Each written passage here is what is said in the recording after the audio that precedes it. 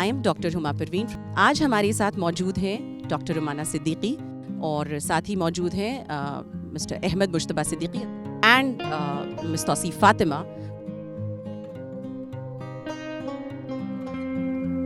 अस्सलाम वालेकुम नाजरीन, द अलीगढ़ नॉस्टैल्जिया के इस एपिसोड में आप सभी का खैर मकदम है। I am doctor Huma Parveen from department of mass communication.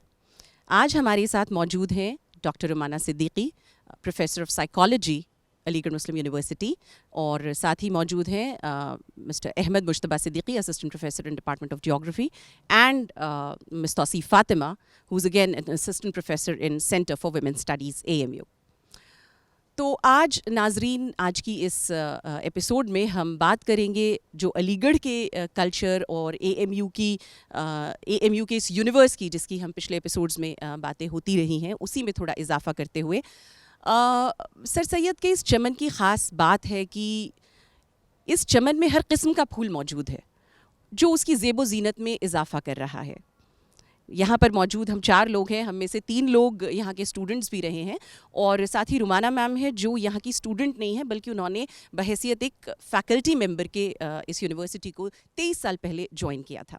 तो पहले मेरा सवाल है डॉक्टर रुमाना सिद्दीकी साहिबा से कि मैम, जब आप आई इलाहाबाद से यहाँ तो क्या सोचकर आई थी और आने के बाद आपने क्या पाया? फ्रैंकली स्पीकिंग, मैंने ऐसा कुछ डिसीजन नहीं लिया था कि मुझे अलीगढ़ जाना है। आई थिंक मैंने 2 साल पहले, और मे बी 1.5 ईयर्स पहले की एप्लीकेशन डाली थी, और मेरे PhD के अवार्ड होने के 3 महीने बाद मुझे एक कॉल लेटर मिलता है। तो मैं आ गई और मुझे लगा कि किस्मत आजमा लेते हैं, पर ना मुझे लगता है कि शायद अलीगढ़ मेरी तकदीर में लिखा था। मैंने जाने की बहुत कोशिश की, फिर भी अलीगढ़ ने मुझे जाने नहीं दिया। राइट, सो ये था कि मतलब मैंने सर सैयद के बारे में पढ़ा था और शेख अब्दुल्ला के बारे में मेरी जो ज़्यादा जानकारी नहीं थी, पर it was an eye opener कि जो मैंने वुमेंस कॉलेज ज्वाइन किया, बिकॉज आई थिंक अलीगढ़ से बाहर बहुत कम लोग हैं जो शेख अब्दुल्ला साहब को जानते हैं, और उन्होंने जो वुमेंस एजुकेशन किया है के बारे में एक तामीर किया है कॉलेज का, that was an eye opener for me. Definitely. और अब मैं आगे जाना चाहूँगी अहमद साहब की तरफ। तो सर, आप सबसे पहले क्योंकि AMU का जो ये कल्चर है जिसकी बार बार बात होती है, बार बार जिक्र होता है, और आप तो इसके बारे में अक्सर बातें करते रहते हैं, तो जैसे मैम ने विमेंस कॉलेज की बात की, उस कल्चर की, एज अ स्टूडेंट आप एज अ बॉय कैसे देखते थे अपनी स्टूडेंट लाइफ के बारे में? थोड़ा सा एक हमें इसके बारे में बताइए। डॉक्टर हुमा, आपने बड़ा दिलचस्प सवाल मुझसे किया, और मैं समझता हूँ कि शेर, जैसे ही आपने मुझसे सवाल किया था, मुझे ये शेर पढ़ना चाहिए कि याद माजी अज़ाब है यारब, छीन ले मुझसे हाफ़ज़ा मेरा। तो आपने कहा आपने बहैसियत स्टूडेंट कैसे देखा इस अलीगढ़ को, ख़ासकर शायद गर्ल्स कॉलेज को। तो उस ज़माने में तालिब इल्मी के दौर में गर्ल्स कॉलेज को देखना तो बड़ा जो है वो एक तरीके से बड़े मायूब अमल समझा जाता था। हदेसी खींच रखी हैं हरम के पासबानों ने कि बिन मुजरिम बने पैगाम तक पहुंचा नहीं सकता। तो उस वक्त देखने का तो कोई सवाल पैदा नहीं होता था। लेकिन मैं इस बात का एतराफ़ करता हूं कि हिंदुस्तान में तालीम निस्वां के हवाले से अब्दुल्ला कॉलेज का क़याम पापा मियाँ के ज़रिए करना हिंदुस्तान में तालीम निस्वां के एक इनकलाब बर्पा करने के बराबर है कि तालीम दुनिया निस्वां की तालीम के हवाले से ये एक इनकलाब बर्पा किया, और उसके असरात हम देख रहे हैं कि उस स्कूल के क़याम से लेकर, कॉलेज के क़याम से लेकर आज तक, और हिंदुस्तान के अंदर जो बिलखुसूस मुस्लिम ख़वातीन की जो एक पढ़ी लिखी और अदबी सक़ाफ़ती जो नुमाइंदगी हुई है, उसमें मैं समझता हूँ कि अब्दुल्ला कॉलेज का एक कलीदी किरदार है। और जहाँ तक हम लोगों का सवाल है, वो ये है कि तालिब इल्मों का, ज़ाहिर सी बात है, एक बहरहाल एक तख्ता मश्क तो था ही गर्ल्स कॉलेज अपने ज़ौक़ को बालिदगी बख्शने के लिए। लेकिन उस ज़माने के तालिब इल्म भी ऐसे हुआ करते थे कि अगर वो अब्दुल्ला कॉलेज से हमारी कोई ख़ातून गुज़र रही हैं, तो वो ऐसा फ़िक्रा और जुमला कहा करते थे कि वो उस ख़ातून को पसंद आता था, बल्कि उसके ऊपर वो दाद देती थी, महजूज़ होती थी। मैं एक छोटा सा बात बताऊं कि मेरे हॉस्टल में एक साहब बैठे हुए थे, हम लोग महमूदाबाद की छत पे बैठे हुए थे। एक ख़ातून बहुत ही चमकीला टोटल हरे कलर का, ग्रीन कलर का सूट पहने हुए उधर से गुजर रही थी। तो उस लड़के ने बहुत ही मासूम लहजे में कहा कि हमने इतना बड़ा तोता पहले कभी नहीं देखा। तो बेसाख्ता उस खातून की हंसी निकल गई। तो जुमले ऐसे ही होना चाहिए कि ऐसे खूबसूरत जुमले होना चाहिए कि दूसरे की तारीफ़ क़ल्ब का सामान बने, ना कि उसकी दिलशिकनी का सामान बने। और तो उस ज़माने के लड़के इस बात का इसका ख्याल रखते थे कि जब हम अब्दुल्ला कॉलेज जाएँ, और बड़ा ज़बरदस्त मामला होता था कि जब नुमाइश में और जब अब्दुल्ला कॉलेज और एसएन कॉलेज जाता था तो ये लोग तो बिल्कुल तवाफ़ जैसी तैयारियों के अंदर होते थे कि बाकायदा किस तरह से कपड़े पहनना। और इस हॉस्टल में उधार कपड़े मांगने का जो एक फिर वो चलन शुरू होता था कि जिस दिन अलीगढ़ की नुमाइश में अब्दुल्ला और एहसन जा रहा है तो उस दिन हर लड़का एक दूसरे के कमरे से, मतलब यहाँ तक कि अगर राज़ी बरज़ा की शर्ट नहीं मिल रही है किसी दूसरे की तो लड़के चुराने तक पे आमादा हो जाया करते थे कि शर्ट चुरा के लाएंगे लेकिन पहनेंगे एक अच्छी शर्ट। तो ये सब अलीगढ़ का कल्चर है। बहरहाल कि हिंदुस्तान के अंदर अगर तालीम निस्वा के हवाले से कोई इनकलाब बेदार हुआ और तरबियत जो हमारी कौम की बच्चियों की और ख़वातीन की जो बेहतरीन तरबियत हुई, चाहे वो उनकी ज़बान के हवाले से हो चाहे उनके कलम के हवाले से हो, उसमें अलीगढ़ मुस्लिम यूनिवर्सिटी का एक कलीदी किरदार है। और आप देखिए कि यकीनन पापा मियाँ और सर सैयद की जो सोच थी बहुत बड़ी सोच थी, क्योंकि अगर एक औरत कोई तालीम याफ्ता होती है तो एक ख़ानदान, एक कुरबा, एक सोसाइटी तालीम याफ्ता होती है। और एक मर्द अगर पढ़ जाता है तो वो एक फ़र्द फ़रीद पढ़ता है। तो अगर क्योंकि पहली गोद बच्चे की और पहली यूनिवर्सिटी जो है बच्चे की वो माँ की गोद होती है। तो माँ तालीम याफ्ता होगी तो पूरा कुनबा और पूरी उसका ख़ानदान और उसका मुआशरा और उसके आसपास के लोग तालीम याफ्ता होंगे। तो यकीनन बहुत बड़ा किरदार है। मैं तो अभी भी अब्दुल्ला कॉलेज को यही समझता हूँ कि मैं एक तालिब इल्म की हैसियत से देखता हूँ। अभी भी मैं एक उस्ताद की हैसियत से नहीं देखता या एक मुअम्मर शख्स की हैसियत से नहीं देखता, क्योंकि ज़िंदगी को जीना चाहिए अच्छी तरीके, लेकिन मैं मस्बत अंदाज से देखता हूँ, किसी मनफी अंदाज से नहीं देखता। तो आपने जो सवाल पूछा उसका मैं समझता हूँ इससे ज़्यादा माकूल जवाब कोई नहीं हो सकता था। जी अहमद साहब बिल्कुल सही और बहुत ही बेहतरीन जवाब आपने दिया। और इतना कहना चाहिए कि इस जवाब में आपने कितनी बातें कह दी, कितने सारे मैसेजेस दे दिए एक साथ। बहुत ही मुझे लगता है कि हमने उससे इन्जॉय भी किया, अम्यूज़ भी हुए और ऑफ कोर्स इन्फॉर्म भी हुए। अब आगे आपकी इन बातों पे हम वापस आएंगे। अभी पहले हम आगे जाएंगे तौसीफ़ फ़ातिमा साहिबा पर और उनसे पूछेंगे तौसीफ़ आप बताएं आप कब आई और आपके क्या एक्सपीरियंसेस थे, इनिशियल एक्सपीरियंसेस इस अलीगढ़ के जहान, अलीगढ़ के यूनिवर्स के बारे में कुछ बताएं हम। जी शुक्रिया हुमा। ये सन 2001 की बात है, लगभग 20 साल से ज़्यादा का एक वक्फ़ा गुज़र चुका। यहाँ पे अलीगढ़ को मैंने ज्वाइन किया था लॉ फैकल्टी में। तो ये शोबा कानून था जिसको ज्वाइन किया। और अब्दुल्ला और एहसन का सर ने ज़िक्र किया, ये आईजी हॉल था जिसमें हम लोग लॉ फैकल्टी के स्टूडेंट्स रहा करते थे। तो आईजी हॉल से और लॉ फैकल्टी जो चुंगी के पास हुआ करती थी वो एक सफ़र था जिसमें अलीगढ़ से ख़ास बात ये थी कि लॉ जो अपने आप में एक मुख्तलिफ सब्जेक्ट है, usually it is considered as one of the dry subjects, लेकिन वहाँ हमारे जो असातिज़ा थे और जिस किस्म की क्लासेस हुआ करती थी तो उसमें अलीगढ़ से एक जो ख़ास बात ये है कि शेर व शायरी और लिटरेचर और ये तमाम चीज़ें जो भले ही आपका जिनसे डायरेक्ट कांटेक्ट ना हो, ताल्लुक़ ना हो, लेकिन यहाँ की फ़ज़ा, यहाँ की आबो हवा में वो इस तरीक़े से जैसे कहते हैं ना बिल्कुल शामिल है कि आप ख़ुद ब खुद आपका ज़ौक़ आप उस तरफ झुकने लगते हैं, आपका रुझान अपने आप जो आपकी मुख्तलिफ़ कैपेबिलिटीज़ यहाँ पे उभर के आती हैं। तो ये एक ख़ास बात है ज़मीन की। और जैसे कि रुमाना मैम ने कहा कि मैं यहाँ से जाना चाहती थी लेकिन अलीगढ़ ने मुझे रोक लिया तो same was the story with me कि I also did not want to stay. लेकिन ये भी एक ख़ास बात है ज़मीन की कि जो जाना चाहता है वो शायद मुझे लगता है कि ये ज़मीन उसे खींचती है उसे वापस बुलाती है। तो फिर जाना हुआ नहीं और फिर यहाँ से मास्टर्स मैंने फिर से लखनऊ से किया और पीएचडी और फिर यहीं पे एक सफ़र शुरू हुआ जो है अभी जारी है। तो शुक्रिया। बहुत खूब, Thank बहुत you. खूब तौसीफ़।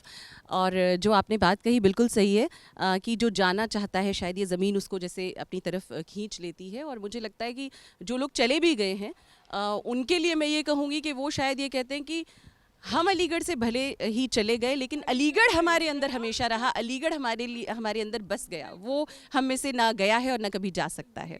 अच्छा, अभी वापस हम आएंगे तालीम निस्वां की जो बात की थी अहमद साहब ने, क्योंकि मैम ये बात सच है कि एएमयू एक ऐसा इदारा रहा है कि जहाँ पर उन लोगों को तालीम हासिल हो गई और वो भी आला तालीम हासिल हो गई, बेहतरीन तालीम, जिनको शायद उसकी रसाई नहीं थी।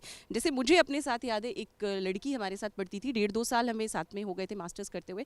लास्ट में आते आते मुझे पता चला कि वो कितनी गरीब एक फैमिली से आती थी, उसकी अम्मी आई हुई थी, तो हमें पता चला कि वो सिलाई करके उसको पढ़ाती थी और फैमिली का कोई आमदनी का कोई ज़रिया नहीं था इसके अलावा। तो ये हमें मतलब उस वक्त हमें बड़ा इस बात पे हैरत भी हुई। और ऐसे ही एक साहब ने ये कहा भी था कि देखिए, एक पढ़ी लिखी फैमिली की एक लड़की अगर पढ़ जाती है तो ठीक है, वो अच्छी बात है, डेवलपमेंट है। लेकिन जब एक हॉस्टल में काम करने वाली बाई और उसकी जो बेटी है वो डॉक्टर बन जाती है, तो ये असल मानी में ये डेवलपमेंट है, असल मायने में ये डेवलपमेंट है। तो मैम, आपका इस पे what is your take on this कि ख़वातीन की तालीम, क्योंकि आप विमेंस कॉलेज से वाबस्ता हैं, इसके बारे में? नहीं, आपने बहुत अच्छा इशू उठाया है कि लाइक मैं ख़ुद जब से आई हूँ तब से मैं एडमिशन प्रोसेस में शामिल रही हूँ, बहुत करीब से शामिल रही हूँ। तो मैंने देखा है कि जो आप कह रही हैं वो वाकई सही बात है कि ऐसे ऐसे तबके के बच्चियाँ आई हैं और बहुत अच्छा ग्रूम होकर पर्सनालिटी, ना ओनली उनकी पर्सनालिटी निखरी है बट वो बहुत अच्छा प्लेस भी हुई हैं। लाइक मैं आपको दो बच्चियों के बारे में बताऊंगी। एक कोई साहब थे जो मोची थे और यहाँ आपके अमीनिशा के चौराहे पे बैठते थे। तो उस वक्त की जो प्रिंसिपल थी उन्होंने उनकी बच्ची को एक तरह से अडॉप्ट कर लिया फिनेंशियली, और वो बच्ची आज, मैं सब्जेक्ट का नाम नहीं लूँगी, उसका भी नाम नहीं लूँगी, बट वो पीएचडी अपना परस्यू कर रही है, इंशाल्लाह वो कहीं ना कहीं लग भी जाएंगी। दूसरी बच्ची थी जिसका मैं आई थिंक यहाँ पे एक प्रोविज़न भी है कि जो वाइस चांसलर्स नॉमिनेट करते हैं। तो एक बच्ची थी जो माजूर थी बिल्कुल, उसके फादर उसको अपने मतलब कंधे पे ले आते थे रोज़, और जब एडमिशन प्रोसेस स्टार्ट हुआ तो वो मतलब लिटरली वो गिड़गिड़ा रहे थे प्रिंसिपल से कि किसी तरह से मेरी बच्ची का एडमिशन आप करा दीजिए। वो पॉसिबल नहीं था बिकॉज आई थिंक वो मेरिट से ही होते हैं। बट उस वक्त वाइस चांसलर थे, अजीज़ सर थे, and I was there when the nomination was taking place. तो उन्होंने कहा कि नहीं, मेरे पास इतना special powers as a vice chancellor कि मैं इस बच्ची को अपने लेवल पे मैं उसका एडमिशन दे रहा हूँ। और फिर उस बच्ची ने पढ़ा माशाल्लाह से, और she went on to do her MA. तो ये विमेंस कॉलेज या अलीगढ़ एक ऐसा जगह है जहाँ पे ऐसे तबके के बच्चे आते हैं और आई थिंक अपनी लाइफ बदल देते हैं और अपने ख़ानदान की भी लाइफ बदल देते हैं। बहुत खूब मैम, बिल्कुल सही आपने कहा। और इसी के साथ ग्रूमिंग का जो आपने एक जिक्र किया, सर ने भी कहा था कि ग्रूमिंग हो जाती है, ये सच है। एक सोफिस्टिकेशन, एक नफासत जो यहाँ आने के बाद आ जाती है शायद, और वो कोई बहुत कॉन्शियस एफर्ट नहीं होता, वो कब आपके अंदर आ जाती है, रच बस जाती है, आपको शायद एहसास भी नहीं होता। नहीं, जहाँ तक सवाल ग्रूमिंग का है तो वो अपने से नहीं आती है। विमेंस कॉलेज में वो सब चीज़ मुहैया है। लाइक अब तो खैर जब से ये सेमेस्टर सिस्टम आ गया तो उतना एक्टिव नहीं है, बट कॉलेज में सोसाइटीज़ हुआ करते थे, सोशल साइंस, आर्ट्स के, फैकल्टी ऑफ आर्ट्स के, लाइक फाइन आर्ट्स के, कॉमर्स के। सो उसमें लाइक एक प्लेटफॉर्म बच्चों को मिल जाता था हर तरह की activity apart from curriculum. So these were extra curricular activities में काफ़ी पार्टिसिपेट करते थे और ग्रूमिंग वहाँ होती थी। लैंग्वेज का बैतबाजी होती थी, डिबेटिंग होती थी, dance, drama, whatever, like mehndi competition, बहुत से ऐसे कंपटीशन होते थे। मैंने ऐसे बच्चियों को देखा है जिनको कुछ नहीं आता था, वहाँ से जब आए थे अपने फर्स्ट ईयर में, और जब तक वो एमए में गए, क्योंकि मैं एमए में भी क्लास लेती थी, बीए से उनका जो जर्नी एमए तक है, I have seen that change from a person who's low on confidence from a person who's very confident. So the movement has been tremendous. Wonderful. और इसके साथ सर, ये ग्रूमिंग की बात करते हुए कि हाँ, बहुत सारे ठीक है, बहुत सारे प्रोग्राम्स होते हैं, बहुत सारे ऐसे प्लेटफॉर्म्स मिल जाते हैं यहाँ पर आकर बच्चों को कि उनकी ग्रूमिंग हो जाती है। और अभी रिसेंटली मैं एक बहुत सीनियर अलीग से मिली थी, उनका जिक्र मैं यहाँ करती चलूँ। She was actually admitted to this university in 1957। तो उन्होंने ये कमेंट्स का, आपने क्योंकि बात कही थी, उन्होंने एक बार एक बात बताई जो कि मुझे याद रह गई, और कि वो अपनी कज़न के साथ एसएस हॉल के सामने से जा रही थी। उन खिड़कियों से आते हुए जुमले बहुत फेमस हैं कि उन खिड़कियों से, उन जालियों के परे से जो फ़िक्रे आते हैं वो बड़े ही ज़बरदस्त होते हैं। तो कहने लगी कि मेरी जो कज़न मेरे साथ चल रही थी पूरे सफ़ेद लिबास में थी, दुपट्टा कमीज़ शलवार सब सफ़ेद था और बहुत ही कमज़ोर सी थी, पतली सी। तो अंदर से आवाज़ आई, इन्ना लिल्लाहि व इन्ना इलैहि राजिऊन। तो वो कहती हैं कि हम स्टर्न लुक्स देते थे उस ज़माने में भी, we used to show as if you know we not liking it, लेकिन अंदर ही अंदर हमें भी बड़ा मज़ा आता था। तो इसके बारे में सर और आप देखिए, मैं आपसे अर्ज़ करूं, जैसा कि मैडम ने कहा था कि सर सैयद ने अलीगढ़ को जिस दौर के अंदर कायम किया, तो ये 1857 के गदर के बाद जो सबसे ज़्यादा ज़वाल आया था वो हमारी सकाफ़त पे ज़वाल आया था, हमारे कल्चर पे ज़वाल आया था। तो सर सैयद ने एक तालीमी इदारा नहीं बल्कि एक कल्चरल ट्रांसफॉर्मेशन का सेंटर खोला था। मैं कभी कभी अपनी तकरीर में, हम लोग कहते हैं, पहले करते थे हमारे, कि अपनी पर्सनल फ़ाइल उठाकर देखो, उसमें जो फ़ोटोग्राफ लगा है उस फ़ोटो को देखो और मौजूदा दौर में अपनी शक्ल को देखो। अलीगढ़ सिर्फ तालीम नहीं देता, डिग्री नहीं देता, अलीगढ़ शक्ल चेंज कर देता, अलीगढ़ फेशियल एक्सप्रेशंस को चेंज, अलीगढ़ आपके पहनने ओढ़ने की आदतों को चेंज कर देता। आप देखिए कि आप कितने अचानक ये और जैसा कि मैडम ने कहा, ये एक फितरी तौर पे चीज़ें बदलती चली जाती है। मैं जब अपने शहर बदायूं से आया था तो मैं लोकल डायलेक्ट में बोला करता था, मैं ना जाऊंगा, और मैं ज़्यादातर मैं का इस्तेमाल करता था, और ना जाएंगे। लेकिन धीरे धीरे हमको पता ही नहीं चला कि कब हमारे अंदर ये तब्दीली आई कि हम बोलने लगे और हम नहीं बोलने लगे कि इंसान दूर दराज से इलाक़ों से आता है और वो एक ऐसी मखलूत ज़बान बोलने लगता है, और उस मखलूत ज़बान को हम उर्दू भी ना कहें बल्कि कहें ये ज़बान अलीगढ़ है, वो ज़बान अलीगढ़ बोलने लगता है।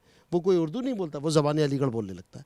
तो अलीगढ़ जो है ओवरऑल पर्सनालिटी डेवलपमेंट का एक बहुत बड़ा सेंटर है, और उसकी वजह ये है कि यहाँ पर कोई एक ख़ित्ते और एक स्टेट और एक सूबे का बच्चा नहीं आता, बल्कि इसमें पूरी दुनिया से बैनुल अक़वामी सतह से लोग जो हैं यहाँ आते हैं, और वो लोग आपस में ऐसी फ्रेटर्निटी और ऐसी मोहब्बतें डेवलप होती हैं कि इंसान एक दूसरे के अंदर एक तरीके से मदगम हो जाता है, एक दूसरे के अंदर एक एमलगमेट ऐसा हो जाता है कि उसकी आदत और अखलाक को अपने अंदर ले लेता है और अपनी आदत और अखलाक को उसके अंदर दे देता है।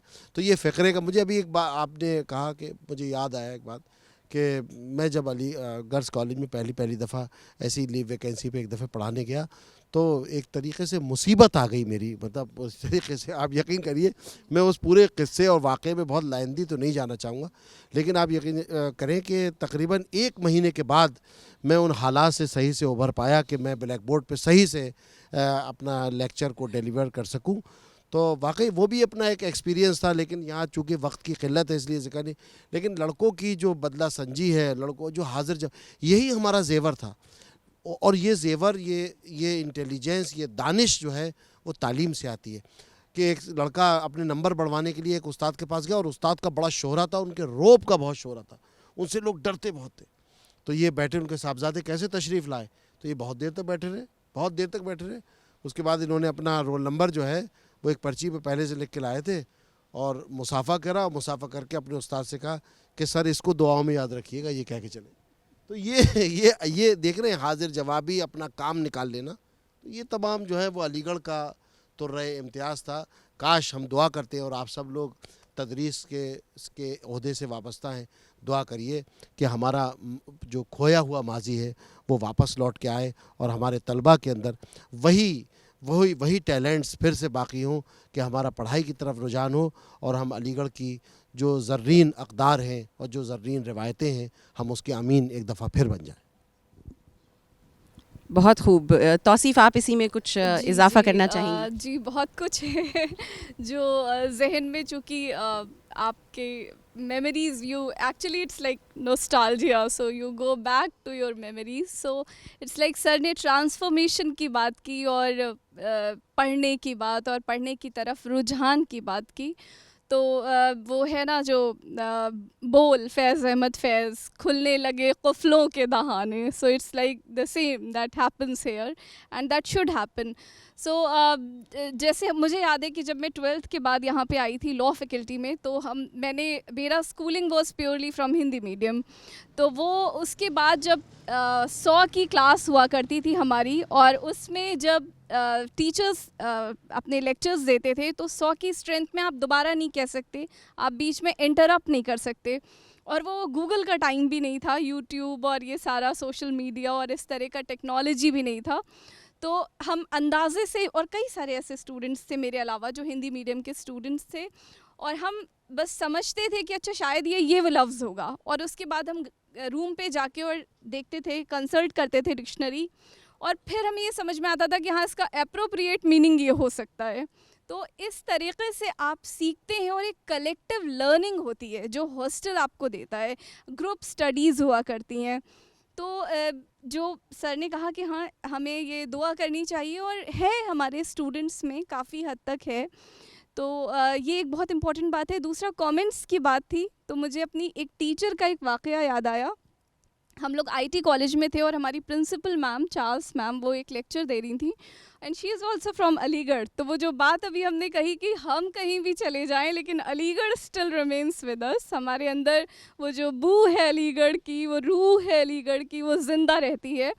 और तो उन्होंने बताया कि एक दफ़ा की बात है कि वो एसन हॉल के सामने से वो लोग गुज़र रहे थे, तो उनके साथ कुछ लोग थे, जो कुछ गर्ल्स ग्रुप में, जिन्होंने बाया पहना था, कवर किया था हेड, और कुछ थे जिन्होंने नहीं कवर किया था।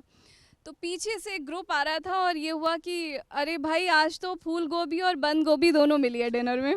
तो ये जो किस्से होते हैं, और इन किस्सों की ख़ास बात ये है कि ये आपको चलते चले आते हैं, दे पास ऑन। तो वो टीचर्स से हमें पता चलते हैं और जेनरेशन दर जेनरेशन मुंतकिल होते हैं।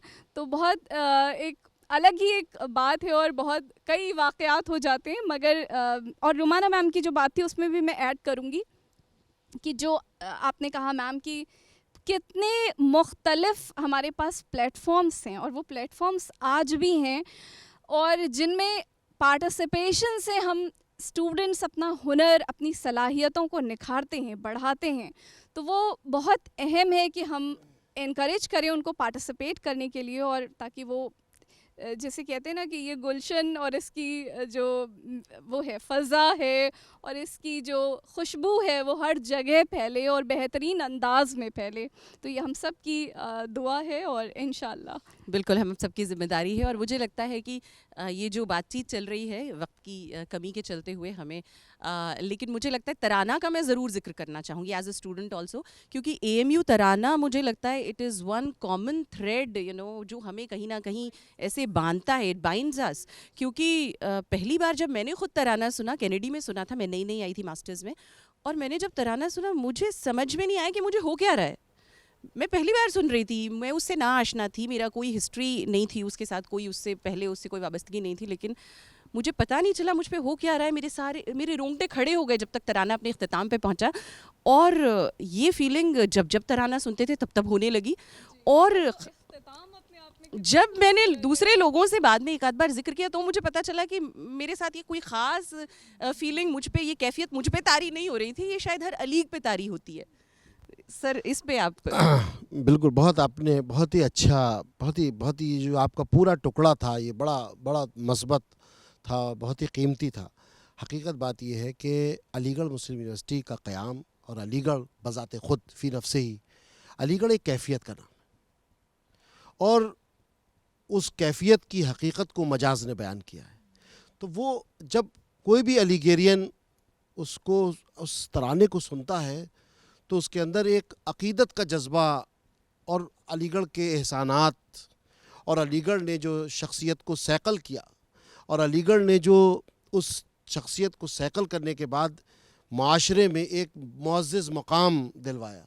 तो अचानक तालिब इल्म जो अलीगढ़ मुस्लिम यूनिवर्सिटी का तालिब इल्म है, वो एहसान मंदी के जज्बे से सरशार हो जाता है। मैं अक्सर कभी कभी जब पहले तकरीर किया करते थे तो ये बात बहुत वसूख के साथ, बड़े फोर्स के साथ कहा करते थे कि हम अलीगढ़ को दरसगाह नहीं बल्कि दरगाह समझते हैं, जहां हम अक़ीदत और मोहब्बतों के फूल लाकर चढ़ाया करते हैं।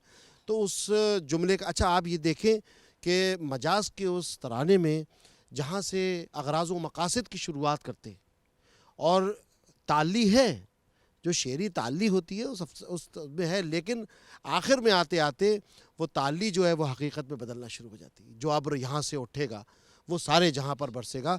तो इस हक़ायक़ को हमने अपनी नज़रों के सामने देखा कि वो अलीगढ़ मुस्लिम यूनिवर्सिटी का जो अब्र उठा तो वो बर्रे सग़ीर हिंदुस्तान पर मुख्तलिफ़ फ़नून लतीफ़ा के मैदान में भी उभरा, सियासत के मैदान में भी उभरा, समाजियात के मैदान में भी उभरा, अदबियात में भी उतरा, शेर व सुख़न में भी उतरा, दर्स व तदरीस में भी उतरा।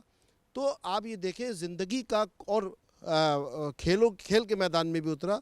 तो ज़िंदगी का कोई ऐसा शोबा नहीं है, मुआशरे का कोई ऐसा मुअज़्ज़ज़ मकाम नहीं है जहाँ अलीगढ़ मुस्लिम यूनिवर्सिटी के फ़र्जंदों ने अपनी मादर दरसगाह की नुमाइंदगी नहीं की है। तो जब हम अलीगढ़ का इतना बड़ा आउटपुट और इतना बड़ा आउटकम देखते हैं अलीगढ़ तहरीक का, तो उस तराने की मानवियत हमारी रगो पे में जो है वो सराहत करती चली जाती है। और मैं तो आपको अपनी बात बता सकता हूँ कि मैं तो तराने को सुनकर हमेशा रोता हूँ। वो मेरे जज्बात जो हैं वो अश्कों की शक्ल में जो हैं वो नमूदार होते हैं। तो इसीलिए सब लोग ये कहते हैं ना कि वो जोश मलियाबादी का शेर है कि ए अलीगढ़ ए जवा किस्मत दबिस्तान कोहन, ए कि तेरी फ़िक्र से ताबिंदा तेरी अंजुमन, तेरे पैमाने से लर्ज़ा है शराब इल्म फ़न, हश्र के दिन तक फला फूला रहे तेरा चमन, मशले मीना से रोशन तेरा मैखाना रहे, रहती दुनिया तक तेरा गर्दिश में पैमाना रहे। तो अलीगढ़ जो है वो हमारी उम्मीदों और हमारी आरजुओं की आमाजगाह है। हम क्यों देखें ताजमहल को और हम क्यों देखें कुतुब मीनार को? सर सैयद ने तो 1857 के गदर के बाद हमारी उम्मीदों और आरजुओं की आमाजगाह अलीगढ़ मुस्लिम यूनिवर्सिटी की शक्ल में बना दी थी, जहाँ से हम ज़िंदगी के हर शोबे में अपने आप को मुअज़्ज़ज़ मुकाम पर पा सकते हैं। मेरा ख़्याल है कि जितनी खूबसूरती से आपने इसको बयान कर दिया है अहमद साहब, इससे ज़्यादा बेहतर तरीके से इसको बयान करना शायद मुमकिन ही ना हो। और इसी के साथ हम आज के इस एपिसोड के अख्ताम पर पहुंचते हैं। और कंक्लूडिंग रिमार्क्स में मैं कहूँगी कि शायद बानी दरसगाह ने यही सोचकर इस इदारे को कायम किया था कि ये महर ताबा से जाके कह दो कि अपनी किरणों को गिन के रख ले। ये महर ताबा से जाके कह दो कि अपनी किरणों को गिन के रख ले, मैं अपने सहरा के ज़र्रे ज़र्रे को खुद चमकना सिखा रहा हूँ। इसी के साथ नाज़रीन आप सभी का शुक्रिया। खुदा हाफ़िज़।